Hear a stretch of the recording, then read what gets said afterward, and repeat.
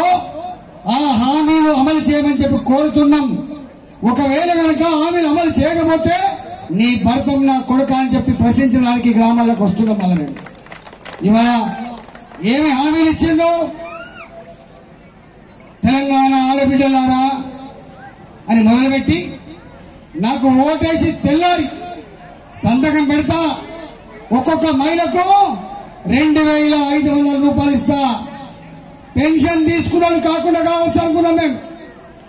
ఇవాళ పెన్షన్లు 4,000 రూపాయలు, వికలాంగుల పెన్షన్లు 6,000 రూపాయలు ఇస్తా అని చెప్పిండ్రు, 2,500 రూపాయలు ఇస్తా అని చెప్పిండ్రు.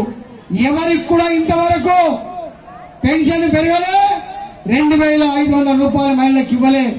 కానీ ఇవాళ మాట ఇచ్చిపోతున్నాం, మా తెలంగాణ ఆడబిడ్డలకు 2,500 రూపాయల పెన్షన్ ఇచ్చేంత వరకు భారతీయ జనతా పార్టీ మీ వెంట ఉంటది, కొట్లాడుతా అని చెప్పి మీకు మనం చేస్తా ఉన్నాం. మాట్లాడిండు హరీష్ రావు గారు 2 గంటలు మాట్లాడిండు, కేసీఆర్ కూడా 2 గంటలు మాట్లాడిండు. ఏం మాట్లాడినా నోరు విప్పినా నంబర్ 1 అని చెప్తారు. ఇవాళ దేంట్లో నంబర్ 1? మరి నంబర్ 1 రాష్ట్రం నిజమే అయితే కాంగ్రెస్ పార్టీ అధికారం రాగానే శ్వేతపత్రమని ఆర్థిక పత్రమని ప్రవేశపెట్టింది.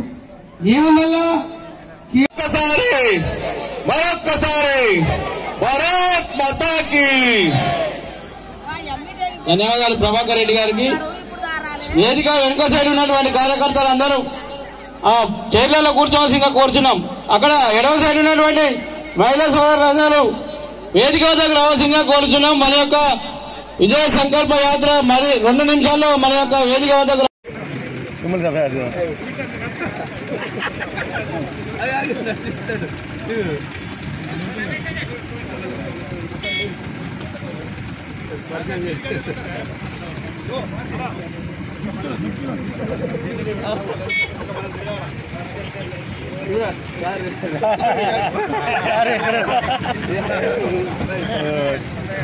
ఇలా